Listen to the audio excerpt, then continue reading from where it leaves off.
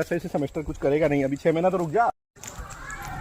हमारे साथ भी हिंदी मीडियम में कितने सारे बच्चे थे, सब कोई यूरोप में है, कोई अमेरिका में है, इतना सब उसको हो पाएगा सर। कहाँ से किए कर रहे मैं तो गवर्नमेंट में पढ़ाई किया, बीए मेरा फाइनल है, उसके बाद रुक गया। तो एमए कर लो ना यहाँ से, ऐसे साइकोलॉजी वाइकोलॉजी में कर लो। सुनो, हाँ सर, मजाक नहीं कर रहा हूँ, बढ़िया मन। फोटो खींच सर, पहले चला।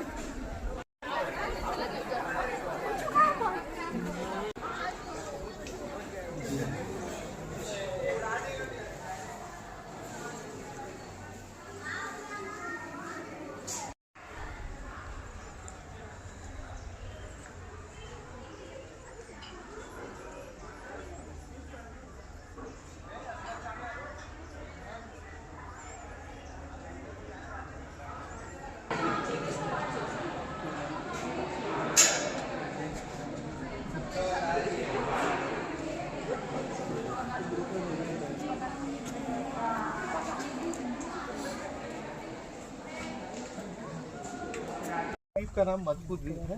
मजकू द्वीप जो है एक बहुत ही प्राचीन द्वीप है। हमारे जितने भी मतलब पुराण रहे हैं या वेद में भी इनका वर्णन है।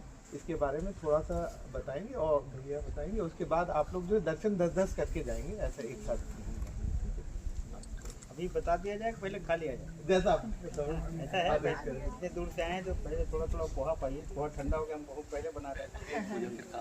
फिर अभी दिन भर है तो थोड़ी आधा पौन घंटे के लिए बैठेंगे साथ में, फिर ट्रिप के बारे में सारा कुछ बताएं, ठीक है। पहले खाओ, बाद में पहले। एक ऋषि थे, उनका नाम था मांडुक्य ऋषि।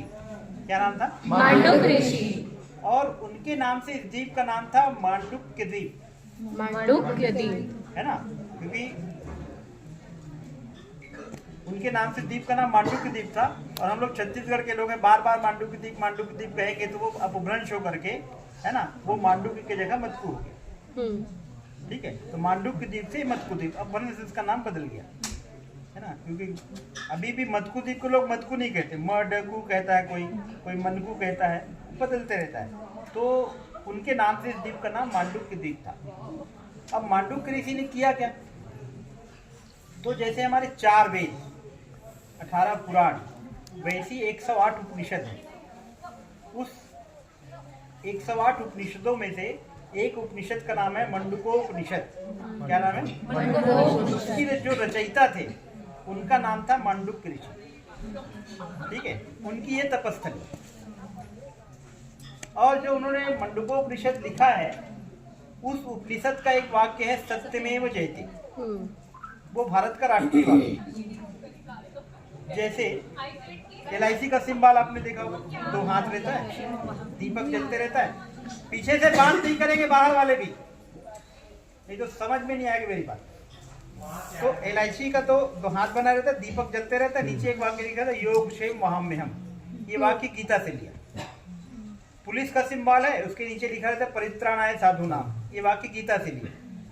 लेकिन यदि आपसे पूछे कि गीता पहली बार भगवान कृष्ण ने अर्जुन को किस स्थान पर सुनाई, तो आप क्या बताएंगे? अभी कुरुक्षेत्र कहाँ है? हरियाणा में। लोग हरियाणा जाते हैं, कुरुक्षेत्र में उस स्थान का दर्शन करते हैं जहाँ गीता मैया पहली बार प्रकट हुई थी, और उसी का वाक्य हम सबके लिए प्रेरणा का माध्यम बनता है। वैसे ही जो भारत का सिंबल है 4 शेरों वाला अशोक स्तंभ, वो रियल में कहाँ पर है? सारनाथ में। सारनाथ आपने स्कूल गए तो वहां आपने स्तंभ देखा हो, उसके नीचे सत्यमेव जयते नहीं लिखा। ठीक है, उसको भारत ने अपने सिंबल के रूप में जब स्वीकार किया तो एक वाक्य नीचे लिखा सत्यमेव जयते। वो मांडूकोपनिषद से लिया गया है। और उसकी रचना किस स्थान पर हुई? वो मटकू द्वीप, क्योंकि उनकी तपस्थली थी, यहीं पर उन्होंने उस मांडूकोपनिषद की रचना की। तो मांडूकोपनिषद की रचना जहाँ पर हुई, जैसे गीता पहली बार कुरुक्षेत्र के हरियाणा में कही गई, वैसे छत्तीसगढ़ के मटकू द्वीप में पहली बार सत्यमेव जयते ये शब्द उद्घाटित हुआ होगा, जो भारत का राष्ट्रीय वाक्य। अब आप पूछेंगे कि हम लोग तो विज्ञान के विद्यार्थी, प्रमाण चाहिए, तो आप नेट में सर्च करिएगा मांडूकोपनिषद की रचना कब हुई, तो बता दें 5 लाख वर्ष पहले। माने आपने मार्कंडे ऋषि का नाम सुना होगा, जिन्हें त्र्यंबकम यजामहे सुगंधिम पुष्टिवर्धनम्। उनके पिताजी का नाम था मांडुक्य ऋषि। ठीक है, तो इतनी पुरानी अब उसका आप कुछ ढूंढोगे तो एकदम से प्रमाण नहीं मिला, लेकिन एएसआई ने जब यहाँ सर्वे किया तो उनने भी माना है कि मांडुक्य ऋषि की तपस्थली है। उस मान्यता के अनुसार हम कह सकते हैं, जैसे मैं यहाँ रहता तो कुछ काम यहीं से करूँगा। तो ऐसे मांडुक्य ऋषि ने मांडुक्योपनिषद की रचना की, और भारत में और दूसरे स्थान पर कोई मांडुक्य ऋषि का कोई बताता नहीं है। तो मांडुक्य ऋषि जब यहीं रहे तो यहीं पर उन्होंने उस उपनिषद की रचना की होगी। मतलब सत्य में जैसे देने वाला स्थान कौन सा है? मांडुक्य, जहाँ पर आप लोग बैठे हैं। ऐसे राष्ट्रीय महत्व के स्थान पर आप सब लोग आए।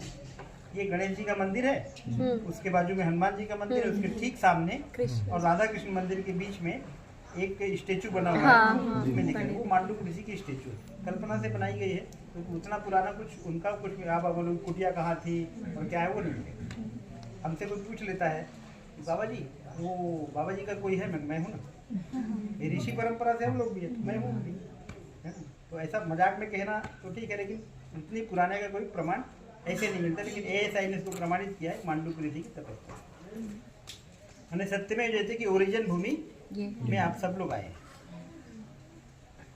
राष्ट्रीय महत्व का विषय हो गया। इतिहास की दृष्टि से यहाँ पर जो नीचे एएसआई ने उत्खनन किया 2011 में, उसमें एक पंक्ति पर बहुत सारे मंदिर दिख रहे हैं। एक ही वेदी पर 18 मंदिर हैं, एक 19वां मंदिर ऊपर। वेदी का मतलब जैसे एक प्लिंथ जो होता है ना, प्लिंथ के एक ही प्लिंथ पर 18 मंदिर। और ये अद्भुत चीजें एक साथ मिले, और उन 18 में से 12 मंदिरों में स्मार्त लिंग है। क्या है? आप सुन पहली बार रहे हो। शिवलिंग सबने सुना है, सबने देखा भी है। स्मार्त लिंग सुना भी नहीं और देखा भी नहीं। अब इसका अंतर समझ लीजिए, स्मार्त लिंग क्या होता है। शिवलिंग में शिव जी और शक्ति माने पार्वती दोनों का स्वरूप है। जलहरी जो है वो शक्ति का स्वरूप है, और शिवलिंग जो है शिव जी का स्वरूप। शिव और शक्ति दोनों का स्वरूप शिवलिंग है। ठीक है। स्मार्त लिंग में 5 देवता है। 5 देवता कौन कौन से? शिव, विष्णु, गणेश, सूर्य और शक्ति। ये पांचों देवता जब एक ही वेदी में प्रतीक स्वरूप। शिवलिंग को देख करके आप शिव जी नहीं कह सकते, मैंने उनकी जटाएं होंगी, गंगा रहेगा, तो स्वरूप अलग है, लेकिन उसका प्रतीक अलग है। तो वैसे प्रतीक स्वरूप में पांचों देवता जब एक ही वेदी पर विराजित होते हैं तब उसको स्मार्त लिंग कहा जाता है। ठीक है। अब ये पांचों देवता को एक वेदी पर